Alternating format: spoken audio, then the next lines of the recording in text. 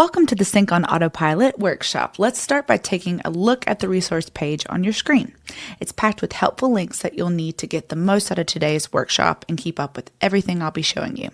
Also, I wanted to highlight an Airtable template I've developed. It's perfect for those of you looking to skip the hassle of building a system from scratch. This template is what I use to keep things running smoothly, and you'll see it in action as we go along today. Check out the link in the description below to learn more about how to get that template. So let's settle in, make sure you're comfy, and let's roll into a session that's all about simplifying your workflow. These tools are here to help you from start to finish. Ready to make your life easier? Let's jump in and sync on autopilot.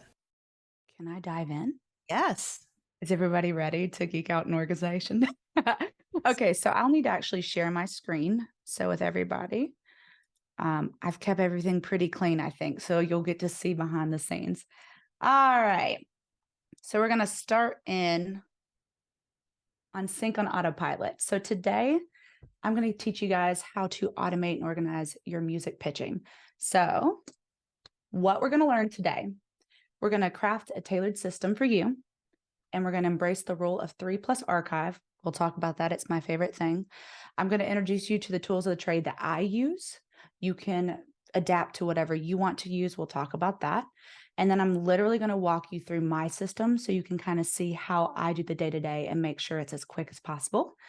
And then at the very end, as we were talking about, I'll do a little Q&A so we can kind of dive a little deeper into some of these things. So let's get started. Also, this is my face again. So excited that I can put it somewhere. We pay a lot of money for promo. My name's Lauren Light. As I said, touring artist for years. I moved over to Sync and I kind of haven't stopped since then. Sync is an amazing world. You kind of have the opportunity to do everything and anything. I have music featured on Xbox Volvo, Netflix, whatever. I'm on some places. It's nice. I also own I co-own a company called 206 Music. We're awesome. We're a boutique agency that we pitch a lot to, like fashion ads, promos, trailers, and a little bit of that. The thing today that we're bringing forth is I'm an organizational junkie. So if I see a problem where it's not streamlined, I try to jump in and figure out the best way possible because, as I said earlier, I like to do everything. And if it's unorganized and I can't do it fastly, I can't do everything. And I like to do everything. So I hope this is more like you guys too. If you're doing sync, you want to do everything. And then also just a nice little fact, I'm a little coffee addict. So if I'm ever in your town and you know a good coffee place, hit me up and let me know. Anyway. So the problem I'm seeing with a lot of different artist producers that are in sync, you guys are producing music regularly, but with every track, the admin task like pitching, registration, metadata starts to overshadow the joy of making the music itself. So I want to change that. A lot of times I've seen a lot of artists that and producers are just overwhelmed by that part. We create music. We love doing that part and we'll do it over and over and over and over and over again. But if we are not actively pitching these songs, we're not actively making sure that we're getting paid for these songs on the back end, like it's not going to help us at all for the fact that we're just making music and then we'll have to get a day job. And that's not what we want. So I want to actively get this where this is almost second nature. You can really focus on music that you like to create. So as I said, today I'll introduce you to some concepts designed to save time, reduce that stress. And my aim is to help you manage tasks efficiently so you can concentrate on what you love most, which is making music. So we just need to set up some stuff that is on autopilot. So whenever we're organizing and keeping all this stuff together, like we don't have to think about it. It's just a second nature. Okay. So the thing I was talking about, and this is going to be the overarching of everything, is going to be the rule of 3. So like I was talking about earlier, I was touring full time. I had an agency that I was owning. Everything was just so cram packed. When I looked at my organizational system, I almost became overwhelmed because I was trying so hard to get everything in its folders, get everything in its spots. And what I didn't realize was it'd be a lot easier to make things simpler. So this is where the rule of 3 comes in. I'm going to little notes up here. So what is the rule of 3? For everything that you're organizing, whether that be your database for organizing your songs, whether that be disco, whether that be anything, you only can stick to 3 main categories. Whether that folder labels, any other form of classification, you have to keep it to 3 primary areas. And within those areas, you can multiply those subtasks or items, but the main structure needs to stay 3 and uncomplicated. I just found when you do more than that, it actually just makes it where you don't do it. If you do anything that's more than 3, you'll get overwhelmed and just will no longer organize it anymore. And again, we got to set something up on autopilot, so we're not worried about that.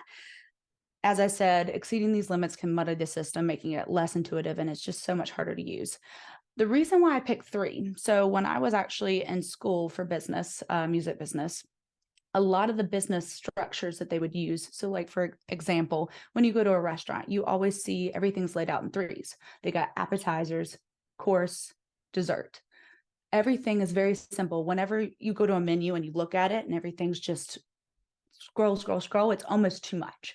So 3 is a good number. And in business, they actually do that as far as like websites. When you're doing websites, you have to have 3 main sections of your website.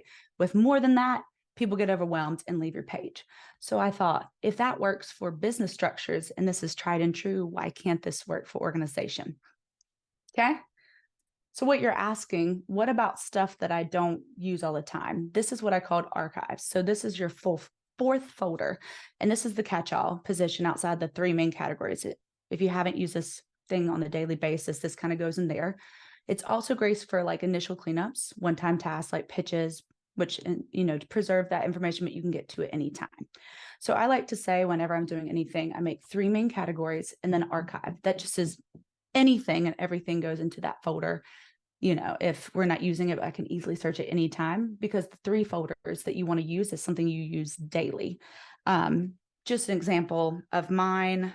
Mine is, if I'm remember off the top of my head, it's Sync 206, and it is also Artist Band. So I kind of keep those 3, and then I have subcategories in each one of those. Okay.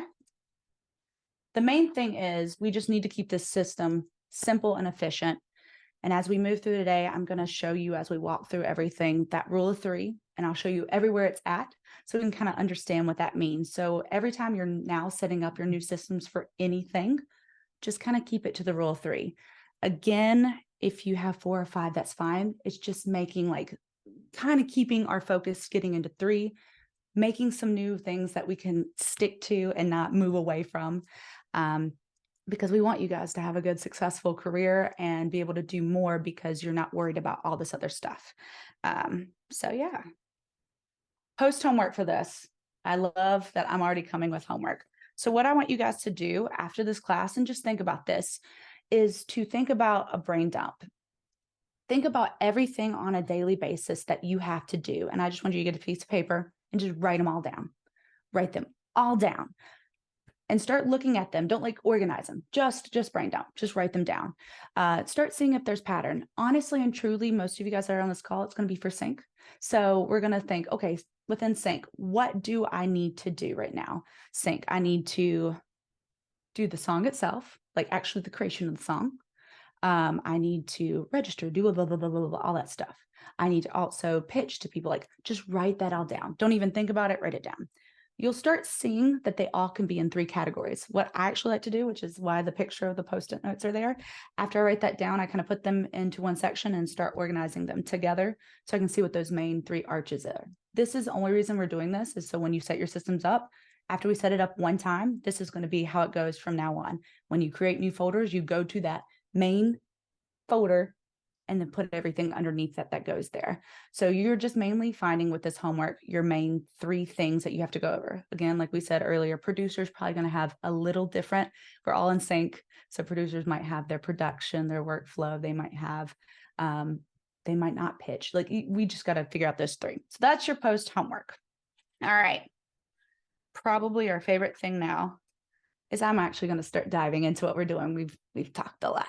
So for me personally, I've already done some of this research as far as the tools that I like to personally use. I really like Google, Airtable, and Disco. Those are, after I've tried everything, these are the ones that stuck. I didn't change anything, and they're just awesome. And I'll tell you why. So Google, for the most part, I love Google for the fact that probably a lot of you guys are Gmail users. Our company uses Gmail. I use Gmail, and I love that Google Drive also has a lot of different tools within it. So I use Google Docs a lot whenever I'm co-writing. So I already know that's going to be one thing that I use, and it's easy just to seamlessly search through Google Drive. It's nice. And then also you can do that real-time collaboration, and I can save it one place. So in this section, I usually have, I'm actually going to show you in a second. We'll get to that. I got ahead of the game. Second is Airtable. And Airtable, if you guys don't know what this is, a lot of you probably have used Excel or know what Excel is. Airtable is just spreadsheets on steroids. I love it for the fact that right now it has automations. It has flexible views, which means you can share views from like co-writers and different things. So you can only show different things to different people. And also it connects the records together. So like, for instance, if you ever submitted to 206, we actually have where you can put your writers in once, and it auto connects every time that you type that person's name in. It will put their IPI number, their BMI, everything pops up and shows up. So I really like that functionality where it connects. And right now I got the alert this morning that they're incorporating AI. So a lot of this stuff you can even streamline further. So Airtable is free up into 1,000 records, and I think it's $20 a month then. So I'm just being upfront with that. But Airtable is my favorite. Again, if you want to use any other tools, you can use Excel, you can use anything else. Anything that I'm going to teach through this walkthrough will work with those as well. But if you want it to speed up, like where you're doing a song, which I'm going to walk through a song in 5 seconds, you'll see how much faster it is with Airtable versus the other ones. So that's just my pick. I love Airtable. And then third, Disco. And why? Honestly, it's the industry standard. Right now, if you hear anyone in sync, Disco's it. There are a couple other ones that kind of, roam around a little bit, but realistically, Disco's it. Also, I love with Disco, we're going to talk about with the rule of 3 in there.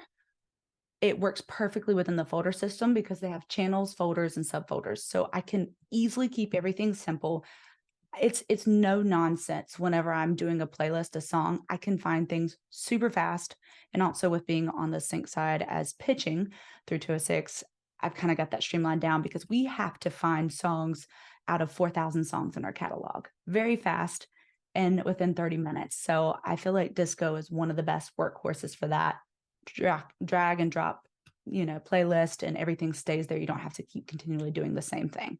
So these are my 3 tools of the trade, but really you just need something that is holding forms, holding your data, which is Google for me, Airtable, which is like the Excel spot where you keep all the different songs that we're keeping, and then Disco, the actual song placement and the song storage system. All right. So let's do my favorite part. We're going to actually just show you a song, and I'm going to actually go through Airtable with you, or Google Airtable and Disco with a song that I wrote, just so it can be simple. Let's pull up. Can everybody see it okay? Perfect. So we're going to actually just go through everything, and I can't see very well. So we're going to make it a little smaller for me so I can see. All right. So first, we're going to just talk about Google, which is the easiest one. This is a filing system you can do if you'd rather have Dropbox, anything like that. The reason why later, I actually like to keep these in Disco, which is the Airtable, which is the spreadsheet. So I like to have an interactive link that, for instance, if an agency writes me and is like, hey, I really need the lyrics, can you send it over? I can just literally copy and paste this link and send it to them. It's just easy to search anything in the air, which is going to be the song we're talking about. I have lyrics right here. Boom, done. In this folder, I personally like to keep my cover art, lyrics, and split sheets. Again, in your brain dump, you can do more than this. As you can see, my overarching, I have the 4 different folder types, and sync is one of them. So this is, I can put as many folders as I want in here. But this is all I put in here because everything that I need to keep track of, I actually keep in my spreadsheet. So we'll talk about that in a little bit. But this is mainly this folder, especially since I do use Gmail a lot, or my email server is Gmail. It's just easier to attach files that are actually from the same place. So Google. So we talked about that. Okay. Also, we talked about earlier, the reason I really love Google Docs is because it has Google Docs. So this is what I use a lot of times whenever I am working in co-writes. I bet you guys do as well. You can literally just share a copy with your co-writer, right in the session. But the thing I like about this is I don't have to do any back work later. When I'm prepping the file, I can just open this link, copy and paste everything, put it into work. Also, I can literally send this to anyone via that link. And you guys already know, I'm sure, Google Docs, Google Drive. We're just kind of going over this again for anyone that doesn't. But yeah, it's one of the best things ever. If you don't have it, I'd do it. A lot of times people come to sessions with like not Google Notes, like notes and whatever. It's just a lot harder to collab, and it's so much easier, especially which we saw people from all over the world. It's so much easier to be on a call. As you can see through, I actually asked Ricardo Barletta's permission to show this one. He always sends me the song so I can play it on my end when we're co-writing, and then we can write via Italy and North Carolina. So you can see it at the same time. It's just great. And it will go into your system. So that was a quick dive into Google. Let's do the longer deep dive into Airtable. So this is Airtable. If you guys have never seen Airtable, again, they don't sponsor me, but they should. I love this. So what we do in my Airtable is this. Again, you can adapt this to Excel, but you'll see some limitations that Airtable actually takes over. So I'm now just going to go straight through a song. So let's just say that I was in that session with Ricardo. We top line this song for In the Air. So I've actually created a system that goes over the process. So when I was doing that brain dump originally, I was like, okay, when I'm writing a song, the steps that I have to go through to get from the song to actually pitching it to different sync agencies are the working production. So that working production is just the production itself, like creating the song if you're the producer, writing that song, tracking vocals, editing, waiting for the mix if you're the artist, revisions if the producer comes back and's like, hey, you messed this up, you cut this line off too short, oh, can we change this line? And then to finished. So that's the first stage. The second stage is going to be full catalog, which is just housing all those. We're going to go over this in a second. I'm just doing a little quick overview. And then the third is pitching it to these actual catalogs. Okay, so let's go back to the song. So we're going to go to the first stage. We've written the song, love it. We've written the lyrics. I got it right here. Okay, so actually let's go ahead and I'm going to copy this link because we're done with it. And this is why I like using Google Drive. So when I get the song, I'm going to just open this up. In the Air. I just finished it. So all I got to do right now is I need to track the song. Great. I finished it today. And I took everyone's name out so no one would be seen. Producer 1, put the Google Drive to what I did. And then notes, I just like to keep notes of needs to sound like Adele. I don't know. Whatever you're talking, if you have reference tracks that you're kind of trying to feed through just for that. Okay. So let's actually show you where all these went. So if you actually break these down, I have Airtable where it sorts them out by the stages. So a lot of times we're working on songs. We are working on more than one at a time. And that's where that overwhelm kind of comes from, is your plate gets full and you're like, well, which one was I tracking? Which one was I waiting on the mix for? This kind of seamlessly puts it on autopilot. And this is kind of where I was going with that. So by setting up this system this way to actually structure that, I actually have where I know, all right, right now in production, one of the producers is working on song number 1, tracking vocals. I have 2 songs on my plate. I can get to those at any time, and then waiting on mix. So let's just fast forward this a little bit because we're just doing a little show through. I'll actually just finish the track. So this is where I like Airtable better than Excel, because we can create automations. So as soon as I push finish, you think nothing happened. But what actually happened was I'm going to the next stage of my system, which is going to registration. So if you see this full catalog right here, you can see it's already auto-populating. So it didn't because I didn't turn automations on. So let's turn that on real quick. We'll come back to this one. Okay, let's go back. Tracking vocals. Before we show that automation, I'm actually going to walk into this tab. So one reason I also like Airtable as well, one thing that we need to keep track of is all of our writers' info. So this is something that is kind of like archives. We need them when we need them, but we don't use them on a daily basis. And this is kind of where the archive system comes up. It's a place where I can hold things that I need but don't need. So you can see in this system, actually, after the brain dump, have everything where I have my name, PRO info, IPI number, publishing, everything, etc. And also I like to have a space for W-9s for the fact that if you guys are in sync too long, you have to pay these people out. And a lot of times it's nice to have that in a place where when taxes are needed, you can easily grab it. So this being said, we were talking about earlier in co-writes, things I like to make a little bit more seamless. So within Airtable, you actually can create what is called a writer's form. So all this information that I need, I could ask them and say, hey, can you give me your information, your writer IPI, blah, blah, blah, blah.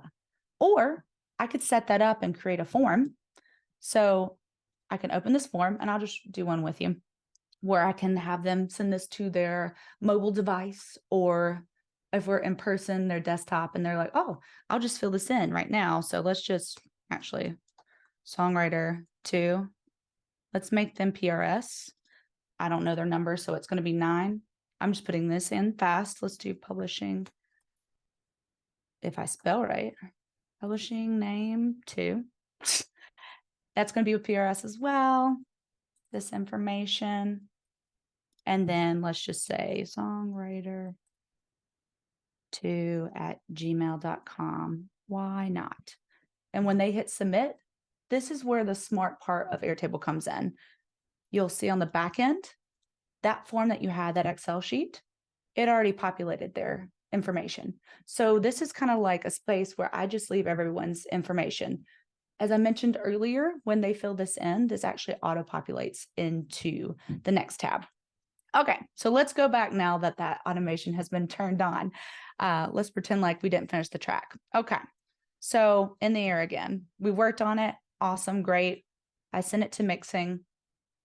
It was waiting on mixing. I just got the track back. Oh, it sounds so good. So I think I'm happy with it. And I click finished. All right, so the magic of this one is creating those automations. And like I said, I'm just doing a brief overview in this. If you ever want to, we can talk more about that. We're going to do the live thing that you guys are going to use in Disco.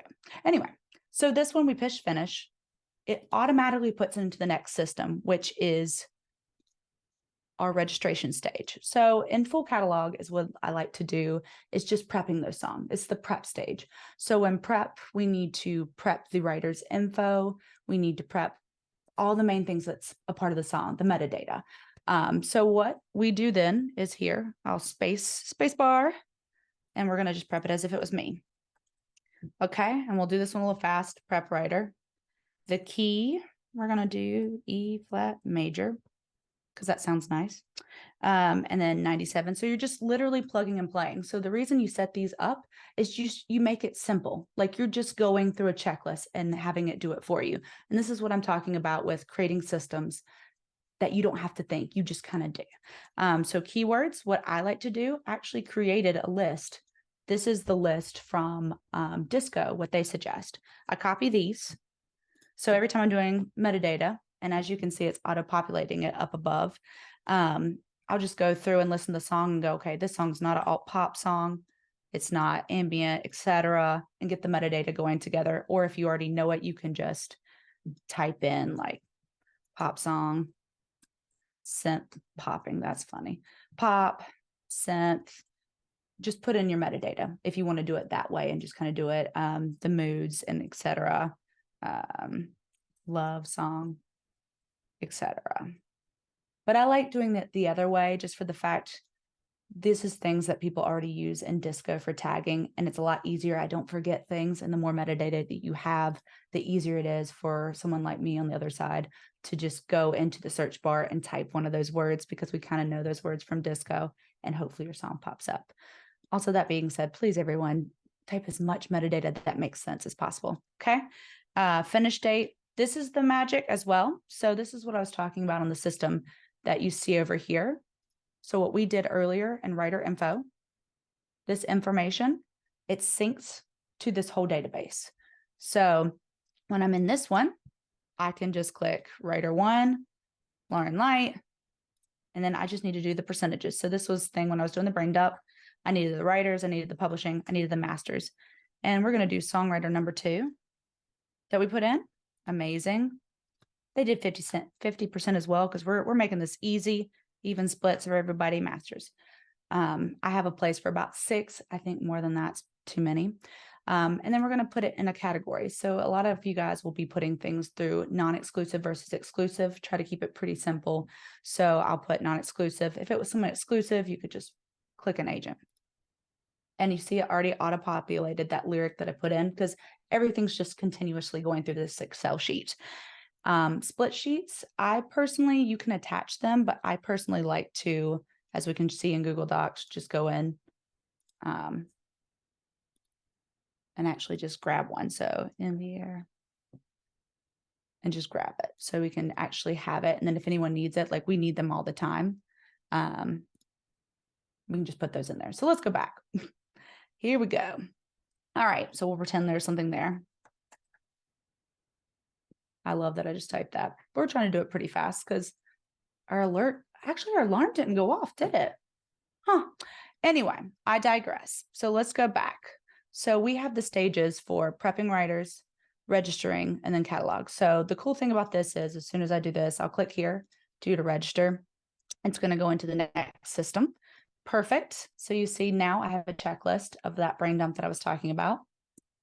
And I can go through, literally. We don't want to pitch it yet because it's not completely registered. I can do registration sent, so I know, okay, cool. I have a checklist to send it to BMI, which is mine. I've sent it. As soon as that number comes back, because I don't know if all y'all's do this, but mine actually takes about a week for it to actually process. I can then put the BMI number in here, whatever that is, and then put the cover doc link in there, which I had mentioned was in Google Doc. Also, another reason that I use Google Drive is because when you're working in Excel spaces, even with Excel, it bogs down the info. So when you're trying to search and do whatever, when there's a lot more attachments, it takes longer for things to work fast. And I like for things to work fast and for me to be able to get to things easily. Okay, so that's the case. I've decided, great, it's been sent. This song is ready to be pitched and I'm finished with it. So as you can kind of see with this system that I have, when I look into the categories, I can see all the songs that I have. And I can also see, okay, these are the songs I have in non-exclusive. These are songs I have exclusively. I leave exclusive in this spot for the fact that a lot of times if you're working with exclusive companies, a lot of times they'll do the registration. They just need to know who was a part of the song. And then after that, they're pitching it, they're taking care of it. That's not really anything that you're doing. So I left them in this category. I also left a space for things such as Sound Exchange, which you guys should look into if you're releasing songs, as well as MLC. And this just automatically populates if I see there's a release date, like Sound Exchange, then I know I need to actually put that into Sound Exchange so I can collect those royalties. So this is, again, just showing with that brain dump. Again, we're showing the overarching of brain dumping and just kind of getting it on autopilot. Okay, so as I showed you earlier, I clicked pitch, which means it went into its own folder. So this is actually one of my favorite things. So whenever, especially being on the agency side, a lot of people will pitch to us. They can't remember what they've pitched to us, and they'll send us the same song over and over and over again, which is fine the first time, but the second time, especially with 3 other owners, someone may have put it in 2 days before, and then I put that same song in. We have 3 of your songs. It's messy. And so we like to keep everything as clean as possible. So that's something that you can actually do, and it's very helpful to licensing companies. And I know on the other side, when I know someone has it all together, again, if they send me a song and they're like, it's already in your catalog, completely fine. But it's just something that's kind of nice to keep on your side. It's keeping it up. But also, you don't want to waste your time each time figuring out, have I sent this song? Have I not sent this song when you're doing your little monthly mail outs? So I like to have this section that kind of keeps track of everything. So we're going to go back to song, which is in the air. So as you can see, I just made some sync agencies up. I can see that I haven't pitched them to any of these places. If it's empty, that means it's a blank slate. These other ones, I have the 3 categories again, so everything's not overwhelming. Sent, accepted, denied. Again, keeping everything simple in each part. So this, let's just say, all right, cool. it's the first of the month, I want to pitch everything out. What's a little easier, I've actually set up with the sync agents, is where I can see just single views. So sync agent 1, I can see in the air, obviously it hasn't been pitched anywhere. I can see that song number 3 was sent, but I haven't heard back from them. And I can see song number 4, they accepted it. So I can know, I can go into Disco and just prep in the air and send it. So then I'm not looking through Disco and going, okay, what did I send last time? What's in the playlist? Like, it's just compartmentalizing it and putting it into one spot. Okay. And that's simple as that. Again, some of these are a little bit more in depth, but we're getting to it. The main thing we're going to show you again, Disco. We're going to organize Disco together. You will leave with Disco. And then at the very end of this, I leave one thing, which is, again, archives, and it's called Song Purgatory. And I like to call this the place that songs go to die.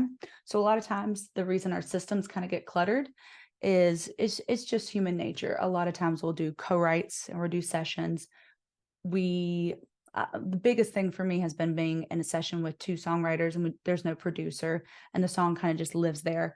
Same thing with a producer. I find a lot of times producers have a song, the vocalist just never tracks it. So they're like, what do I do with this? So this is kind of a place to put all those songs where you have access to them. But you don't have to keep looking at them. They're not piling up in your workflow, which we had talked about earlier, which is this working production section. So I like to put things here. I leave like voice memos, you can see, you can attach some stuff like that. And if I ever want to come back, I can kind of see. So I like to leave this section. Again, you can do this all in Excel. Feel free to just copy those 3 sections. But I do love Airtable. It's a little learning curve, but you get to do all this stuff. And if you just saw, I just prepped that song to pitch on this call, which if it wouldn't have been in 5 seconds, it probably would have taken me less than a minute to prep that whole entire song, which is where we want to be. Because again, we want to be making music. So setting the system up one time and then sticking with the system is great. Okay. And the last system that we use is Disco. So this is the platform of choice. I love this one. What I tend to do is we're going to just do a little quick overview because I'm going to kind of walk through it a little bit more with you in a few minutes. I like to set up the system via channels. Again, the rule of 3. I have catalog, pitch log, and exclusive songs. And then admin is for everything else. Because everything, it's kind of nice within Disco kind of does that form where it goes to catalog, or excuse me, category, folder, subcategory. So let's actually go back to our slides. We're going to come back and we're going to talk about Disco a little bit more, way more in depth. So the reason why the system works is because you make it work. So whatever you're actually creating when you're brain dumping and getting your categories, the 3 systems, you actually have to use it. So the power is in you. That tools are powerful, but the true potential is unlocked with your consistent use.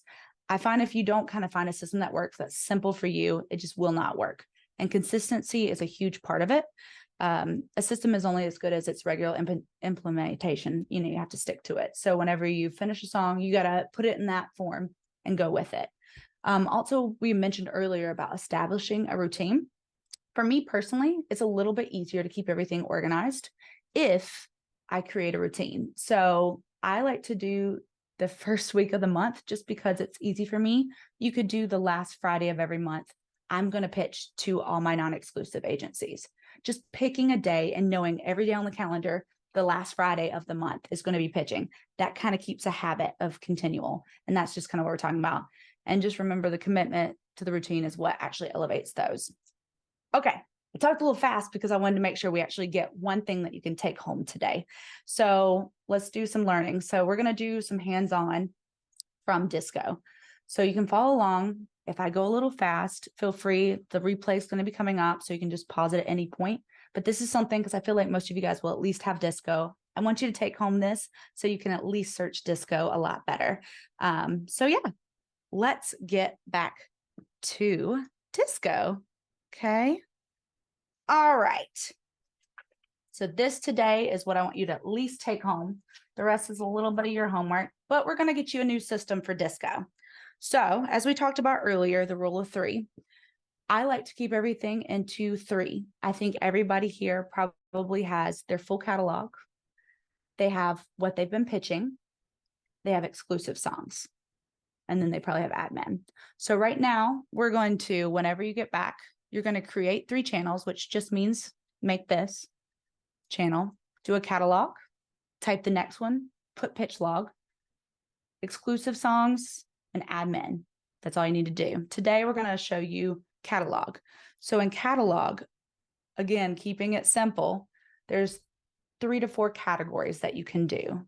Cover songs, holiday songs, your catalog. And because I have a lot of songs and because I'm an artist, I actually separated it to other artists that I write with, just so I can easily access them.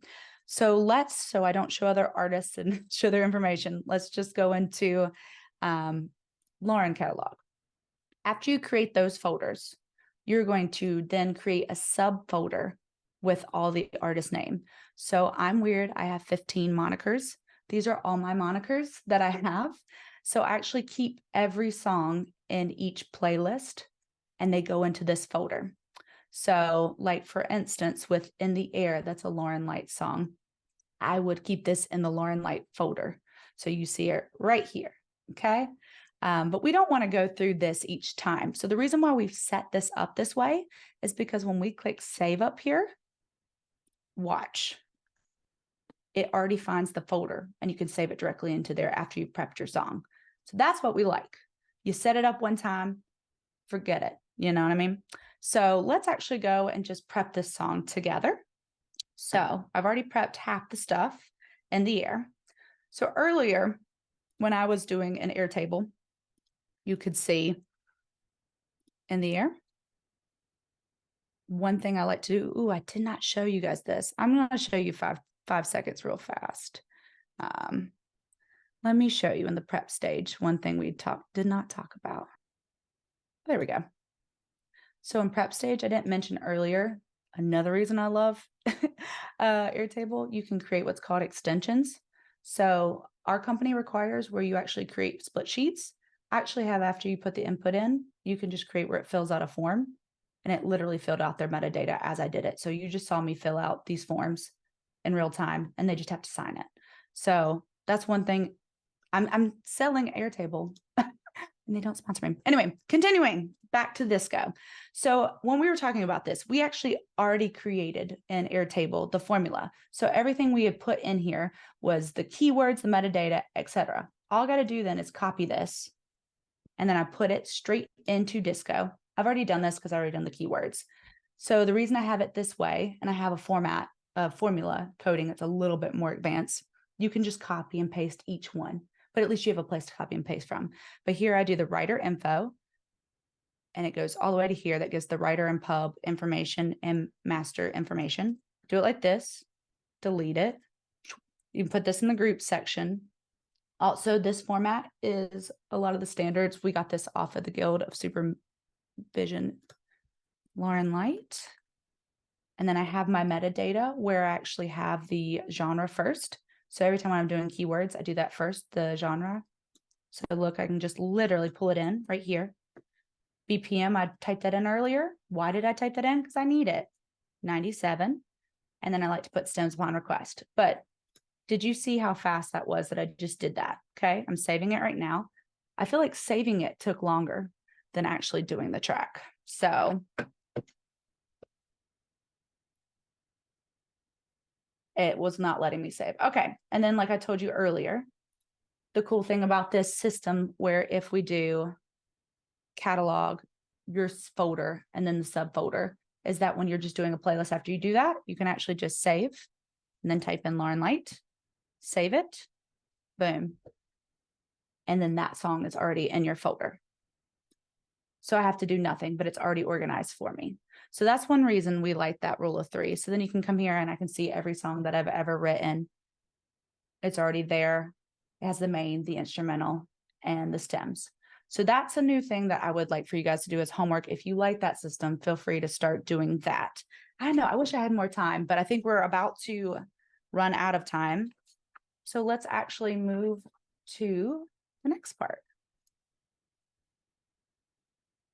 All right, Q&As, you guys. I went over a lot of stuff really fast. So feel free to ask anything. And I know you said you were doing questions, so I am happy to answer any of those. Second question from Christopher Rain. Do you recommend pitching a second time if we don't hear anything back after the first pitch? Yes. And so that's why I was saying to put sent. So a lot of times, and I know on our end as well, we get 100 emails a day and it gets lost. So the cool thing is when you're sending out pitches, when you have like sent, you can say, okay, obviously they didn't open it. So then you can resend again. I would resend. I wouldn't resend within like a 2-week time. I would do it within a month. Just for the fact, again, I know on my side, it can get busy in a month when we're working on multiple projects. We have a folder to the side and we look at it once a month. So maybe it's they haven't got to it yet. So wait a month. If they haven't, send it again. We're completely fine. I've placed music, or not placed music. I've signed music that someone sent to me. Somehow it got lost. And then they sent it again. I was like, oh, this is great. And took it that time. So yeah, definitely repitch. Just don't overdo it in a time frame. Perfect. And then another question from Lee Mann regarding the production section. Just if you don't mind showing the production section. Yeah, let's go to it. All right. Yes. What you got? Or if they're here, they can hop on. Yeah. Yes. Okay, awesome. Lauren, thank you so much for today. It's been super helpful, first of all. Quick question about, I noticed how you had a bunch of monikers. As an artist, that's a great idea for different genres. I'm a producer, and I do produce a bunch of different genres. I'm wondering if it's valuable for me to create different monikers, or because right now I'm not attaching any moniker. I'm just like, it's the artist name goes on the artwork and the song and everything. Is it valuable, you think, in the sync world to have a moniker or multiple monikers as a producer? Yes and no. So on the other side, whenever I'm actually getting a brief for a sync placement, or not sync, for a brief for a sync, we usually go to the artist specifically off top of mind. I'm like, okay, they'll have this kind of song. And I go there first before I even do a deep dive. So a lot of times that name is associated to a sound. So it's a lot easier for me. That's why the 15, they're grouped into a specific sound. Right. As far as like being a producer, there is one caveat that I would say for that when it comes to like production style music. For example, we actually have a project called Misfits, and it's all the miscellaneous songs that kind of don't make sense anywhere else. So like one-offs, make one moniker that's just like that. Like there's Marshmallow, there's whatever, like, one moniker that kind of goes into the one-offs that you will never ever do, and make monikers for projects that you are consistently doing the same sound and subcategorize those. So all mine like have specific sounds, and everything that's one off goes into this thing called misfits. And I think that's hysterically funny. So anyway, that's what I would think. Okay, awesome. And then just one other question. Is 206 accepting submissions right now? Yeah, actually, before I forget and everyone has to hop off, let me actually go to this last slide so everyone can see the resources while I'm talking as well. So for everyone, we do have a Facebook community. It's free to be in there. We actually don't accept unsolicited materials because our inbox is just crazy, but we post briefs all the time and you can submit to those. If you go to this, it's free. Just hop on in, and anytime we have a brief, and then we put those people on our mailing list as soon as we're like, oh, these are really cool people. So we start giving them all the briefs. So this kind of gives the selective. Also, just while I'm here, I put the referral codes for Disco and Airtable if you want them. And also someone did ask, if you don't want to do all this by yourself, I actually do have an Airtable template. You can feel free to look at that there. So hopefully that helps. And I literally go through hours, not hours. It's like an hour or two and walk step by step holding your hand. So you can kind of look at that for later. Anyway, continue with questions. I just didn't want to forget to tell everybody, but I'd love everybody to join that community as far as on 206, because we love having new artists and finding new people. So yeah. So Lauren, what I'm understanding is you would be like working as a consultant and be able to walk somebody through holding their hand if they want to. Yes. So that template, I was getting asked all the time because I was teaching people kind of how to do it. And they're like, this is too much. Do you just have a template where I can do exactly what you do? And I'm like, yeah. So literally I just walk through and it's like, put this here. It's literally you push a button and you have it in your Airtable. So that's it. So, and then I walk you through how to use it. So it's hands-on. You can do it at your own pace. I literally did it one time and done because people kept asking. So if you want a deep dive of what I did today on Airtable, that's where that is. If you want to stay on Excel and everything else, awesome. But that one specifically.